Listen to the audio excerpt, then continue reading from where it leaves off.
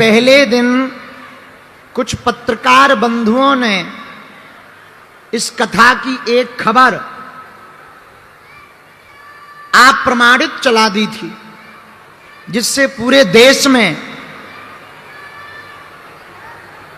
अलग तरीके से बातें होने लगी थी।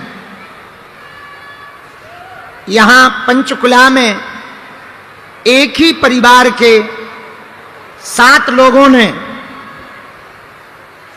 शरीर को पूर्ण किया था और गाड़ी में उनका शव पाया गया था, और उस खबर को बागेश्वर धाम की कथा से जोड़ा था कि वो कथा सुनकर के गए और शरीर उन लोगों ने आत्महत्या की। बल्कि कल पुलिस प्रशासन ने इन्वेस्टिगेशन करके ये प्रेस कॉन्फ्रेंस में ANI चैनल पर बोला है, और बहुत प्रामाणिक रूप से बोला। 6:40 पर उनकी कार CCTV में रिकॉर्ड हुई थी, जहां पर वो पाई गई थी, और उस दिन की कथा हमारी 7:20 पर शुरू हुई थी। तो हमारी प्रार्थना है, किसी भी न्यूज को बड़ा चढ़ाकर दिखाने के चक्कर में किसी की आस्थाओं के साथ खिलवाड़ ना किया जाए। हमारे मन को और जो बताया गया प्रशासन की अभी तक की जांच में, वो परिवार और उनकी कार कथा स्थल पर आए ही नहीं है, और उन्होंने अपने किन्हीं निजी कारणों से आत्महत्या की है, अथवा जो भी आगे जांच में आएगी। लेकिन उस खबर न्यूज को बागेश्वर धाम की कथा से जोड़कर कुछ लोगों ने अलग तरीके से न्यूज को प्रस्तुत किया, तो कई लोगों के मन में, भक्तों के मन में गलत भावनाएं प्रकट ना हो, आस्था पर ठेस ना पहुंचे। भैया, कथा सुनकर के कोई मरता नहीं है, मरने वाला जीने की कला सीख जाता है। कथा आत्महत्या करवाने के लिए प्रेरित नहीं करती, कथा जीवन बिगड़े हुए को संवारने के लिए प्रेरित करती है।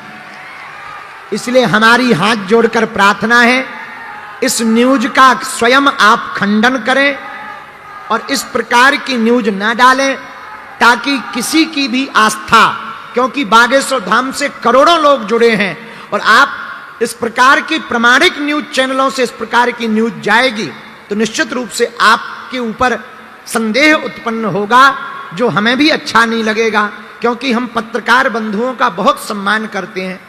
इसलिए हमारी प्रार्थना है, इस न्यूज को आप जन जन तक जरूर पहुंचा दें, ताकि जो झूठी मूठी कुछ यूट्यूबर लगातार 2-3 दिन से न्यूज चलाकर अपने व्यूज बढ़ाने के लिए और बागेश्वर धाम को नीचा दिखाने का जो काम कर रहे हैं, उनकी ठटरी बढ़ जाए।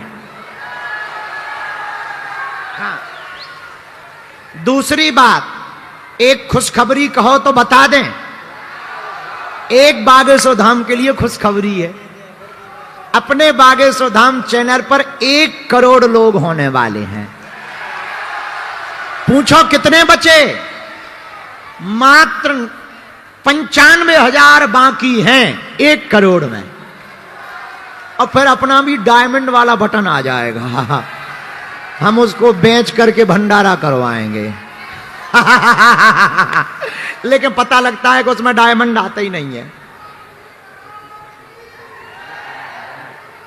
भैया रुको, ये चर्चा जो है बागेश्वर धाम चैनल के लोगों के लिए है। आप जो भी जानकारी लें वो बागेश्वर धाम ऑफिशियल चैनल से लें, और कोई भी कार्य होगा निश्चित रूप से हम उस बात को अपने चैनल के द्वारा आप तक पहुंचा देंगे। 7 नवंबर से पदयात्रा दिल्ली से वृंदावन तक हिंदू राष्ट्र बनाने के लिए हम करने वाले हैं। और जो घटना हुई है पंचकुला में, कार के अंदर 7 लोगों का जो शव पाया गया, सब लोग उनकी आत्मा की शांति के लिए हाथ जोड़ो और थोड़ी देर का मौन धारण करो, ताकि निश्चित रूप से वो घटना तो बहुत बुरी हुई है, पूरा परिवार का दीपक बुझ गया है, पूरा परिवार चला गया है। तो भले ही वो यहां नहीं आए तो क्या हुआ, पर मानवता के नाते हम लोग अपनी व्यासपीठ से उनके लिए प्रार्थना करें कि भगवान उनको सद्गति देवें, अपने चरणों में स्थान देवें। दोनों हाथ जोड़ लो सभी लोग और थोड़ी देर के लिए मौन धारण कर लो। पंचकुला के पागलो जो कहते ना इसमें ऐसी विटामिन होती वैसी विटामिन होती, भाड़ में गया भैया, भूखे मर जाना पर किसी को मार करके अपना पेट मत भरना। किसी को मार कर अगर तुम अपना पेट भर कर रहे हो तो तुमसे बड़ा निर्दयी कोई नहीं है, तुमसे बड़ा पापी कोई नहीं है। हम तुमसे प्रार्थना करते हैं तुम्हारी कोई एक उंगली को काटे, तुम्हें अच्छा लगेगा या बुरा? बुरा लगेगा ना? हाँ या ना? बोलो। एक उंगली को नहीं तुम कटवा सकते। और विचार करना, जिन मुर्गों को, जिन बेचारे बकरों को काटा जाता, उनकी गर्दन को काटा जाता, उन पर क्या बीतती होगी। तुम अपने जीव के स्वाद के लिए जो पेट में जाके सब समान हो जाता, पता ही नहीं लगता क्या खाया, जीव के स्वाद के लिए तुम प्राण ले लेते हो, तुम जीने का अधिकार छीन लेते हो। अरे मेरे पागलो, तुम जिस चीज को जिंदा नहीं कर सकते हो उसे तुम्हें मारने का भी तो अधिकार नहीं है। सबरी ने विचार किया, ये जीव मरेंगे मेरे विवाह में, भाड़ में गया ऐसा गृहस्थ, मुझे नहीं विवाह करना, मुझे नहीं शादी करनी। और रात के समय बारात आनी थी, रात को ही सबरी घर से भाग गई। भागते भागते जैसे ही जाने लगी, सोचा मैं तो जा रही हूं, ये बेचारे जानवर बंधे हुए हैं, इनको थोड़ी देर में काटा जाएगा। दरवाजे खोल दिए, सब जानवर जंगल में भाग गए। भागते भागते जानवरों ने सबरी को आशीर्वाद दिया, जा, जैसे मेरा बंधन खोला है तेरा परमात्मा बंधन खोलेगा। और सबरी वन में चली गई। पिता ने खूब खोजा पर पाया नहीं। रात के अंधेरे में बेचारी, पढ़ी लिखी तो थी नहीं, जाए कहां? एक पेड़ के ऊपर रहने लगी। दिन भर पेड़ में रहती ताकि पिता पकड़ ना ले। रात को उतरती, बगल में एक आश्रम था मतंग मुनि का। मतंग मुनि के आश्रम में रात को जाती, सफाई कर लेती, थोड़ी सी लकड़ियां लाती, रख देती, कुछ खाने को मिल जाता वही खा लेती। पर संतों को बताती नहीं ना, अपना मुंह नहीं दिखाती ना। अब रोज गुरुजी परेशान, अरे सेवा दिख रही है, ये सेवा करता कौन है वो नहीं दिख रहा। एक दिन रात भर विद्यार्थियों ने जाग कर देखा, चुपके से एक लड़की आती है, सफाई करती है, लीपा पोती कर जाती है, लकड़ियां रख जाती है। सुबह रात को ही सब विद्यार्थी पकड़ के ले गए गुरुजी के पास। बेटी तुम कौन हो? महाराज मैं दूर से ही प्रणाम करती हूं। महाराज मैं सबरी हूं, भिलनी की जाति से हूं, मैं बहुत छोटी जाति से हूं। अरे बेटी तो क्या हुआ, आ इधर बैठ। महाराज आप संत महात्मा हैं, हम आएंगे, आप पवित्र हो जाओगे। अरे तू टेंशन मत ले, कहीं कोई बेटी के नजदीक बैठने से पिता अपवित्र होता है? तू मेरी बेटी है, आ। बेचारी बैठ गई। उसने अपनी आप बीती बताई। पता है मतंग मुनि ने क्या कहा? मतंग मुनि बोले, बेटी अरे तू टेंशन मत ले, अब तू आ गई है, जाना मत, यही रहे। महाराज पर तुम्हें लोग क्या कहेंगे? तू टेंशन मत ले, महात्मा हूं, मेरा नाम ही मतंग है, मैं सुनता किसी की नहीं हूं। चल तू प्रेम पूर्वक रह, खूब सेवा कर। अब रहने लगी से अब आश्रम में। पता है प्रिय श्रोताओं क्या हुआ? एक दिन मतंग मुनि के जाने का समय आ गया। प्राण निकलने वाले थे, सब विद्यार्थी रो रहे थे, सबरी भी जाकर रोने लगी। गुरुजी ये लोग रो क्यों रहे हैं? बेटी हम जा रहे हैं। कहां?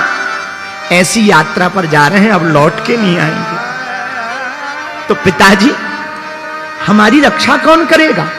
बेटी चिंता मत कर, हम तुझे राम नाम मंत्र दे देते हैं, ये मंत्र तेरी रक्षा करेगा। पर एक बात और बताओ, मुझे भी साथ ले चलो, मैं यहां क्या करूंगी? ना ना ना, तू टेंशन मत ले, तू यही रहे।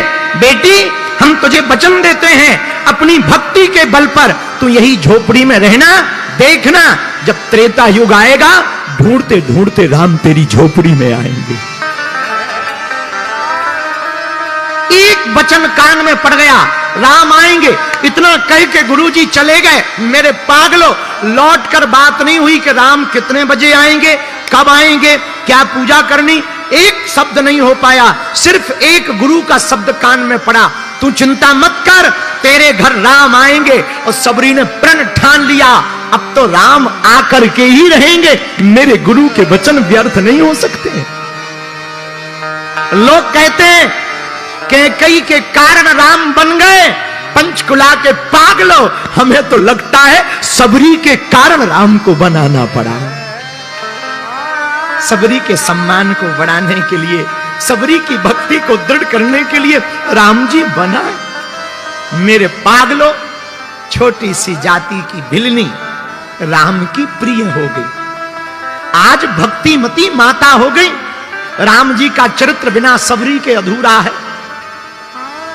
और बुरा न मानना, राम जी बन गए इसलिए तो वो बन गए, राम जी बन गए इसलिए तो वो बन गए। और हम तो इतना कह सकते हैं, राम जी बड़े बड़ों के घर जाते, कोई कथा नहीं होती उनकी, सबरी के घर गए इसलिए राम जी की इतनी गाथा है।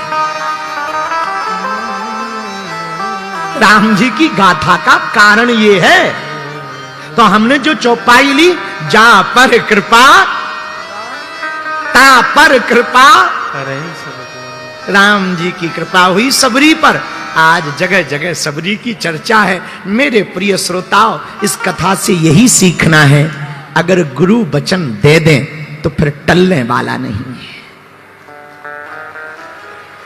गुरु के वचन पर लेकिन भरोसा तुम्हें रखना पड़ेगा।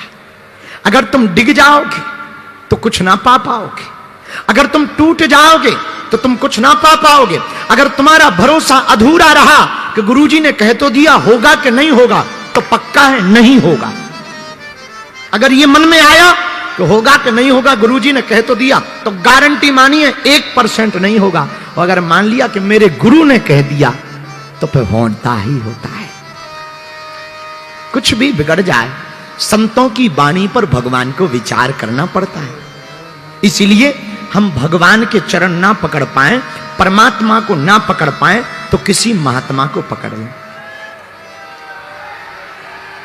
महात्मा गुरु रूप में पकड़ लें। और हमसे कोई पूछे कोई गुरु बताओ, तो हमें तो एक ही नजर में गुरु आते, जय जय जय हनुमान कृपा करहु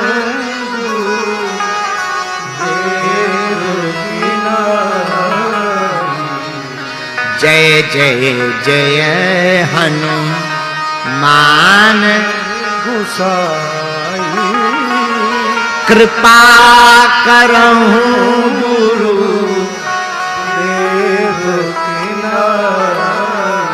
हनुमान जी के चरण पकड़ लो, पंचकुला के पागलो, हम तुम्हें वचन दे करके कहते हैं, व्यासपीठ से गारंटी के साथ कहते हैं, अगर तुमने हनुमान जी के चरण पकड़ लिए ना, तो तुम्हें राम जी के पास जाने की आवश्यकता नहीं है, राम को तुम्हारे पास लाने की जिम्मेवारी हनुमान जी की है।